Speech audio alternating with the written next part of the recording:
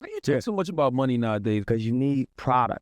You need to own something to have a voice at this point. When you got money, can't nobody fire you. No. You ain't got the answers, man. You ain't got the answers. Do you want to marginalize me till I'm out of my moment? Kanye West spent over a decade making bold claims that many brushed off as ego, paranoia, or just him stirring things up. In interviews dating back to the early 2000s, he kept saying that powerful figures in the music world were being shielded by systems built to silence anyone who spoke out and to bury the truth about what was really happening. Back then, most people didn't take his words as warnings. Instead, the media painted them as signs of chaos or instability, and the culture quickly moved on. But what's wild is how consistent his claims were over the years. Long before any of the recent controversies, Kanye was asking tough questions, like why certain industry insiders and artists always seemed to walk away untouched, even when people around them were being held accountable. You got 1,000-year-old families, Medici. Under that, you have the Vatican, the Pope. Under that, you have the financial groups that control all your shit. BlackRock, Vanguard. He talked about how public perception could be carefully shaped, how the media could control narratives, and how real accountability was only given to a chosen few. Take that, run that back, run it in schools. I'm gonna give y'all one last thing before I go. When I first put the tweet up, I was dealing with a divorce lawyer, and I explained to the lawyer what my issue was, and his response was to me, if you keep up this anti-Semitic rhetoric, then you won't see your kids. A nigga I knew said I couldn't have an opinion, or I wouldn't see my kids. At the time, those ideas sounded too extreme to believe. There were no documents, no leaks, no solid proof, just Kanye's words backed by a reputation already tangled in drama. That image made it easy for people to dismiss his warnings whenever he spoke about power, exploitation, and hidden protection networks. Audiences saw everything through the lens of his public struggles. Fair or not, his credibility was already under fire, and that made it easier to laugh off what he said instead of looking deeper into it. Years later, though, clips from those old interviews started popping back up online, short videos with no context, and suddenly people began to listen again. When breaking headlines and newly released records started flooding in, everything that once sounded distant and abstract suddenly felt real, almost too real. The tone around Kanye's old claims flipped from mockery to curiosity, not because he changed his story, but because the world around him had changed. That doesn't mean everything he said was proven. It just meant people were finally looking at it through a new lens. Public trust in big institutions was falling apart. Major figures who once seemed untouchable were facing serious consequences. Old rumors that had been whispered for years started gaining weight as official records became public. In that new climate, Kanye's past statements weren't brushed off as random rants anymore. They started to sound like pieces of a much bigger picture. People were beginning to connect dots they'd ignored for years, and that shift completely changed how his words were heard. Once those documents came out, the discussion stopped being about Kanye himself. It turned into something much larger. The focus shifted to what was actually written in black and white and how much of that the public really understood. To see why that release hit so hard, we have to rewind and look at what's actually documented about Jeffrey Epstein. This story didn't start with rumors or online speculation. It began in March 2005 in Palm Beach, Florida, when the family of a teenage girl came forward to report that she had been harmed inside Epstein's mansion. That single report would go on to uncover a web of powerful names, hidden ties, and shocking connections that no one expected to see. Local police began digging into the first report, and soon more young women came forward with stories that sounded painfully similar. By 2006, the investigation led to a grand jury indictment against Jeffrey Epstein on state charges connected to exploitation of a minor. What followed turned into one of the most debated plea deals in modern legal history, and it still sparks outrage today. In 2008, Epstein pleaded guilty to state charges and was sentenced to 18 months in jail, but the reality of that sentence shocked the public. Jeffrey Epstein, a politically connected financier, is now facing up to 45 years in prison on charges that he was running a sex trafficking ring in the early 2000s that included underage girls as young as 14 years old. Thanks to a work release deal, he was allowed to leave jail for long stretches each day, living almost normally while serving time. Later, federal prosecutors revealed that the original agreement included a non-prosecution clause protecting others who might have been involved, a move that would shadow the case for years to come. The public was furious, and that anger never really faded. Civil lawsuits piled up, and victims continued to say that the justice system had gone easy on Epstein because of his money and powerful connections. Then, in July 2019, everything reignited. Federal prosecutors in New York came forward with new charges, declaring that they weren't bound by the old deal. Epstein was arrested again, this time accused of operating a trafficking network involving minors, a move that reopened questions about power, privilege, and how far protection in high places could really go. Just 1 month later, on August 10, 2019, shocking news broke. Jeffrey Epstein was found dead in his cell at the Metropolitan Correctional Center. If you thought that the Diddy verdict was wild, just listen to what the US government said today. Axios has just obtained a memo where the DOJ and FBI concluded that they have no evidence that Jeffrey Epstein blackmailed any powerful figures, that they have no evidence that he kept a client list, and they have no evidence he was murdered. To support these statements, they released over 10 hours of footage that they say indicates no one entered the area of Epstein's cell on the night he died. But, as you can see, this footage is not from the cameras directly outside his cell. That's because in 2020, the jail revealed that, unfortunately, that footage had been permanently destroyed by accident due to technical errors. The memo also adds that investigators found no evidence that could predicate an investigation against currently uncharged third parties, and this is despite in February Pam Bondi being asked if the justice system would release Epstein's client list, to which she responded, "It's sitting on my desk right now to review." And then, just to top it off, remember the truckloads of Jeffrey Epstein documents that the FBI promised they were going to release? Well, now the memo says that, quote, no further disclosure of Epstein-related material would be appropriate or warranted. The official report labeled it a suicide, but the timing, mixed with serious documented failures in jail supervision, set off a storm of public doubt. Many began questioning how something like that could even happen under such high-profile watch, and trust in the entire investigation crumbled overnight. Here's the key point. Epstein's crimes are up for debate. They're confirmed through court documents, sworn testimonies, and guilty pleas. What still fuels confusion and speculation is the unanswered question of how deep his network actually went. Who knew what? Who was involved? And what evidence exists beyond the endless allegations? Those questions became more critical than ever once millions of pages of investigative files hit the public eye. When the Epstein release finally hit the public, a lot of people thought they were seeing a list of proven accomplices, but that wasn't exactly the case. The reality was far murkier. The files weren't verdicts, confirmations, or final reports. They were raw investigative material collected over decades. We're talking about intake forms, interview transcripts, old emails, contact lists, and piles of unverified tips that law enforcement gathered as part of the ongoing investigation. And that's exactly where the public's understanding broke down on a massive scale. See, and in Pusha T, they made their living. Our people, so how they gonna stand up? Because see, you think they would ever tell the truth? No, if they told the truth, I think they'd go to jail.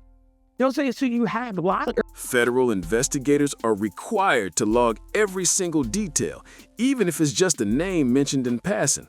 If a person is referenced in an interview, appears in an email, or shows up in a random tip, it gets documented, whether or not it's ever verified. That's how the system works. It's about keeping records, not declaring guilt. The Epstein files reflected that process perfectly. They were full of unconfirmed leads, stories that went nowhere, and references that were never followed up or turned into charges. Another huge factor behind the confusion was the sheer size of the release. With millions of pages dumped into the public domain all at once, context completely disappeared. Screenshots started spreading online with no explanation. Social media turned complicated legal documents into viral one-liners, and names were pulled from intake notes and treated like solid proof. For many people, just seeing a well-known name inside those files felt like confirmation, even when no evidence or criminal connection existed at all. Legal experts rushed to clear things up. They stressed over and over again that being listed in the files doesn't mean a person ever visited Epstein, took part in wrongdoing, or even knew what was going on. In some cases, names appeared simply because someone else mentioned them. In others, because of totally unrelated communications that were logged during broader surveillance. It was a classic example of how information without context can twist reality and set off a firestorm online. But let's be real, nuance doesn't go far on the internet. The Epstein file release hit an online world already boiling with distrust, where people believed institutions were corrupt and silence itself looked suspicious. That kind of atmosphere turned what should have been a dry administrative document dump into something explosive. And in the middle of that chaos, people's focus quickly zeroed in on one thing: names. The public stopped asking what these files were and started obsessing over who was in them. That shift put certain individuals under a harsh spotlight, no matter what the actual evidence said. Jay-Z's name ended up in that conversation for exactly that reason, a misunderstanding that spiraled out of control. His name appeared in an FBI intake report connected to an anonymous complaint, and that tiny detail set the internet on fire. Here's what people missed. An intake report is only the very first step in an investigation. It's just a record of what someone claimed, not what investigators confirmed. These forms aren't proof, charges, or official findings tested in court. They're just notes collected to track every possible lead. According to credible reporting, the document never stated that Jay-Z was charged, investigated, or accused by prosecutors. It simply logged a third-party allegation buried among thousands of unverified pieces of information. There was no solid evidence attached, no dates, no follow-up action, nothing that linked Jay-Z to any wrongdoing. But once screenshots of the page hit social media, all that context vanished. Posts started spreading without explanations, making it look like proof instead of paperwork. In a matter of hours, the difference between being named in a file and being implicated in a crime completely collapsed in the public's mind, and the internet ran with it. Online, presence quickly turned into participation. Just seeing a name in the files was enough for people to assume involvement. What made the reaction even more explosive was expectation. Jay-Z had always been seen as untouchable, a figure who rose from the music world into business, politics, and powerful corporate partnerships. So when his name appeared in the Epstein materials, many took it as proof of a long-held suspicion that certain big names are always protected, no matter what. That perception carried more weight than the actual facts. In reality, no verified record places Jay-Z at Epstein's properties, on his planes, or within his private circle. When those kinds of details exist for other individuals, they show up in court filings, flight logs, or sworn testimony, none of which ever appeared for Jay-Z. But once a rumor catches fire, it's almost impossible to stop. The internet moves too fast, and corrections never travel as far as the first accusation. Silence was instantly read as strategy. Legal caution was twisted into guilt. Even the absence of evidence became part of the accusation, a paradox that made the story feel deeper than it really was. At that point, the narrative wasn't about the documents anymore. It was about trust. Who did people believe, and why did so many feel like the system had failed them too many times to give anyone the benefit of the doubt? The online reaction followed a pattern we've seen before. As Jay-Z's name spread, attention shifted from facts to connections. Old friendships, business ties, and shared spaces in the industry suddenly looked suspicious. Posts started linking every association into a storyline, no matter how thin. The logic was simple and emotionally satisfying, even if it wasn't based on proof.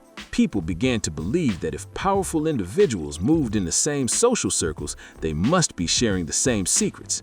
Social media supercharged that mindset. Clips, headlines, and commentary blurred years of unrelated context into one sensational narrative. Jay-Z's long history of working alongside other industry icons like Sean Diddy Combs wasn't viewed as professional overlap anymore. It was spun online as supposed proof of hidden involvement. For a lot of viewers, nuance disappeared completely. The difference between simply knowing someone and being part of something got erased. That mindset only grew stronger because of what people had already seen in recent years. Major public figures, once seen as untouchable, suddenly facing accountability. Every downfall reinforced the belief that silence equals protection, and protection equals guilt. When one big name fell, everyone started guessing who might be next. Suspicion became the default, not the conclusion. Online detectives filled in blanks with whatever fit the narrative: old lyrics, Decades-old interviews and even casual photos were reinterpreted as evidence. Ordinary moments suddenly looked sinister when viewed through that lens of doubt. And when no charges appeared, people didn't see that as innocence, they saw it as the system covering for the powerful again. What's crucial to understand is that none of this frenzy required new information.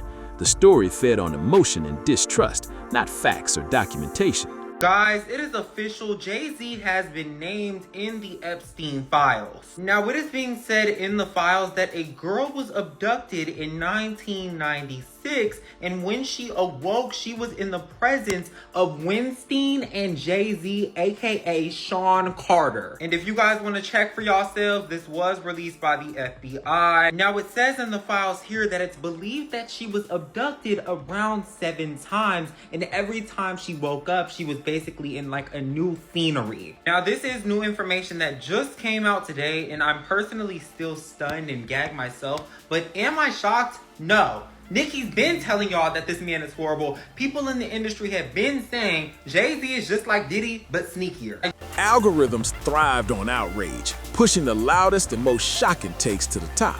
Once the narrative lined up with what people already believed about power and corruption, it stopped being a debate. It became a conviction that no amount of correction could undo. By this point, the Epstein files themselves barely mattered anymore. The public conversation had completely drifted away from the actual documents and turned into something much bigger, a growing belief that powerful elites play by their own set of rules. People felt that history had already proven those rules rarely favor honesty or transparency, and that idea fueled every new wave of suspicion. This deep mistrust didn't just appear overnight. It was built over years of shocking scandals that forever changed how the public views fame and influence. When Harvey Weinstein's crimes were finally exposed, it confirmed what many had long feared, that abuse could exist right out in the open, shielded by money, power, and silence. And once that wall cracked, other major cases quickly followed, reinforcing the same ugly pattern. Powerful men losing everything. Not because of rumors, but because real evidence came to light. Lawsuits, recordings, brave witnesses, all of it showed the world that accountability was finally possible. And with each downfall, people's expectations shifted even more. Every time someone once seen as untouchable faced consequences, it became harder for the public to believe that others in similar positions could truly be innocent. That context is key to understanding why Epstein's story, and especially the files tied to his case, carried such massive weight. His crimes were horrific enough, but the shadow of what his network represented stretched far beyond him, feeding into a much larger fear that power still protects those who least deserve it. Epstein came to represent far more than one individual offender. He became a symbol of a system that failed. His case exposed how institutions could ignore victims, delay justice, and protect the powerful. The details of his plea deal, the unusual privileges he received, and the shocking circumstances surrounding his death didn't just spark curiosity, they shattered public faith and accountability. What began as skepticism grew into full-blown distrust. In that climate, guilt by association spread fast. If one high-profile figure was exposed, people immediately started looking at everyone nearby with suspicion. The logic wasn't rooted in law, it was driven by emotion. The public stopped asking what could be proven and instead demanded to know why accountability seemed so rare and why when it finally came, it always felt too late. That's exactly why the Epstein files hit so hard. They dropped into a world already skeptical, already disillusioned. Every new name, confirmed or not, looked like another fracture in the system's image. The assumption wasn't that every person mentioned was guilty. It was that the truth had already been buried long before it reached the surface. And in that atmosphere, something unexpected happened. Voices that once got mocked or ignored began resurfacing, not as experts, but as symbols of resistance. People who had been previously labeled as too bold and too controversial suddenly looked like they might have been warning everyone all along. In moments like this, outspoken celebrities become catalysts for bigger conversations. Kanye West wasn't the only one whose old statements came rushing back.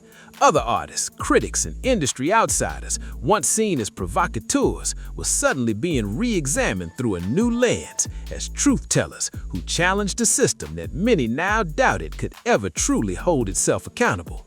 One of the loudest voices to jump into the chaos was 50 Cent, a rapper known for his blunt takes, sharp humor, and a long history of public feuds. When he joked about the situation online and hinted at turning it into a documentary, the internet exploded. For some, his reaction felt like a signal that something serious was unfolding behind the scenes. For others, it was just another layer of entertainment added to an already wild storm of speculation. But in that moment, facts didn't matter as much as amplification. Humor, sarcasm, and clever shades spread faster than any official clarification ever could. That's the real power of celebrity commentary in today's media world. They don't need proof to shift how people see things. Their platforms alone can make suspicion sound legitimate. When a well-known figure says, "I've been saying this," audiences often take that consistency as credibility, even when the claims are still unverified. At the same time, these celebrity voices thrive in an atmosphere of distrust. The more people believe that traditional institutions are corrupt or hiding the truth, the more attractive these alternative voices become. That doesn't necessarily make them right, it just makes them resonate. In a world where official silence is viewed as strategy, it's the unofficial opinions, memes, and offhand comments that fill the gap and drive the conversation forward. None of this confirms guilt, it explains how momentum builds. Once the narrative escaped the walls of legal documents and stepped into the arena of celebrity culture, facts took a back seat. The story stopped being about evidence and started being about influence. Who had the power to control the narrative and who looked powerful enough to bury it? By then, the question had evolved again. It wasn't just about who was named or why. It had become a story about perception itself, about how fame, power, and timing could shape what the world chose to believe. That sense of control, or the illusion of it, hit a whole new level once people started watching how the media reacted. Posts began disappearing, comment sections were suddenly locked, and coverage looked totally inconsistent from one platform to another. For many online viewers, that silence didn't look neutral, it looked intentional. The idea that powerful figures could influence what stayed up and what vanished felt completely believable in an era already shaped by mysterious algorithms and cautious corporations. But behind the scenes, things are rarely that coordinated. Major media outlets move carefully for legal and financial reasons, especially when they're dealing with serious allegations about real people. A post doesn't need a secret phone call from a billionaire to be deleted. It can vanish because of internal risk reviews, pressure from advertisers, or because editors can't verify the claims yet. Still, those explanations don't hit with the same emotional punch as a full-blown conspiracy theory. And so the gap between perception and reality kept growing, especially for audiences already conditioned to doubt authority. Institutional restraint started looking like censorship. Legal caution was seen as protection. Even normal differences between platforms were read as proof that certain voices were being silenced while others got a pass. Timing only made things worse. In the rush to react, posts went up before facts were verified, then disappeared once corrections came in. That quick sequence, post, delete, move on, became evidence to some that something was being hidden. The irony is that the reaction itself revealed more about the state of public trust than about what the media actually knew. In a world where credibility feels fragile and people expect manipulation, every edit, delay, or deletion starts to look like control, even when it's just caution. At this point, the absence of information started to feel like information itself. When updates stopped coming or questions were unanswered, people began assuming the worst, not because anything was proven, but because experience had already taught them what to expect: delay, denial, and distraction. By now, the conversation wasn't really about documents, celebrities, or even headlines anymore. It was about belief. Belief in who actually holds power and whether the public will ever truly get to see behind the curtain. Genuinely don't think y'all understand how much of a shift this is going to make in the music industry with him being named in the Epstein files with all the power he has. Jay-Z's going down. I just know all the Jay-Z defenders feel real stupid right now. Y'all was calling Nicki Minaj crazy and saying, oh, she's losing her mind. She's a schizophrenic. Jay-Z ain't trying to do nothing to her. Now this man name on the Epstein files. What the girls gotta say? Because y'all didn't believe anything, not even just when it came to Nicki Minaj, but anything any artist had to say in regards to Jay-Z. Y'all took it for a joke. And now he's in the files. By the time things reached that level, one crucial distinction had nearly disappeared: the line between allegation and evidence. Online, those two completely different ideas got blurred together, even though they carry totally different weight. Allegations are claims, stories that need to be tested and verified. Evidence is what can actually be proven, challenged, and confirmed in a court of law. The Epstein files contain both: plenty of claims, scattered references and hints, but very little that met the legal threshold of solid proof. And that's a major problem, because history shows how easily public suspicion can harden into assumed guilt once a story takes root. When people decide what they believe first, anything that contradicts it gets dismissed as manipulation, while every gap in the story becomes proof that something's being covered up. That's how the burden flips without anyone realizing it. Instead of asking, can this be proven, the question turns into, why hasn't it been disproven? And that reversal is dangerous. The absence of charges doesn't mean someone escaped scrutiny. It just means investigators couldn't find evidence strong enough to hold up in court. Lack of proof isn't proof of guilt, but in the public arena, that nuance often disappears completely. Inside the justice system, an investigation ending without fresh charges isn't unusual, but to the public, it feels deeply unsatisfying. People expect dramatic reveals, clear villains, and headline-worthy justice. The Epstein case made that frustration explode because real failures were already on record. Victims were ignored, deals were made behind closed doors, and oversight completely broke down. Those truths made it easy for many to believe that every unanswered question must be hiding another crime. But here's the hard truth: systemic failure doesn't automatically make every new accusation valid. Separating what's proven from what's alleged isn't about shielding anyone's reputation, it's about protecting reality itself. Without that separation, justice becomes a performance instead of a process. Accountability starts to look like rumor control, and truth gets lost in the noise of speculation and outrage. By this point, the narrative had reached its most unstable stage. Everything felt possible, but nothing felt certain. Trust was shattered, and once it's gone, it's almost impossible to rebuild. The question that lingered wasn't really about one person anymore. It was about why this story keeps coming back year after year as a symbol of unresolved power and unanswered questions. The Epstein case refuses to fade, not because every mystery has been solved, but because so many still haven't. At its core, this story revealed just how fragile accountability becomes when wealth, influence, and access collide. It showed how institutions meant to protect the vulnerable can fail quietly, and how those silent failures echo outward, reshaping public faith in justice itself. For years, Jeffrey Epstein's crimes were undeniable. They were proven in court, documented by victims, and confirmed by his own guilty plea.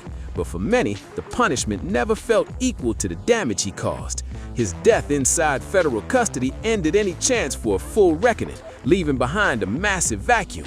One that's since been filled with speculation, suspicion, and the haunting belief that the full truth is still hidden somewhere in the dark. Each time new files or documents resurface, they rip that old wound open again. Not necessarily because they expose something new, but because they remind everyone of what will never be recovered, testimony that will never be heard, trials that will never happen, and the clarity that may never come. In that silence, names start to take on lives of their own, gaining meanings far beyond what's actually written on the page. That's why the discussion around Epstein never really ends. His case stopped being just about one man. It became a symbol of something bigger, a fear that power always finds a way to protect itself. People believe transparency comes too late, that justice isn't evenly served, and that the system bends when influence is involved. Whether those fears are true in every case almost doesn't matter anymore. They persist because history made them believable. What's left isn't a list of villains, it's a warning. When public trust breaks, even evidence can lose its weight. Every silence starts to look suspicious, every denial sounds like deflection, and every unresolved case becomes a mirror reflecting people's anger and exhaustion. The Epstein story lives on, not as a conspiracy, but as a cautionary tale, a reminder that when accountability collapses, restoring trust is far harder than losing it. So, here's the question that lingers. If names appearing in official files can shape public opinion without proving guilt, where do we draw the line between accountability and assumption? Drop your thoughts in the comments, hit that like button if this made you think, and don't forget to subscribe for more deep dives. Check out the video next to this one to explore how other powerful public figures ended up at the center of similar unresolved stories.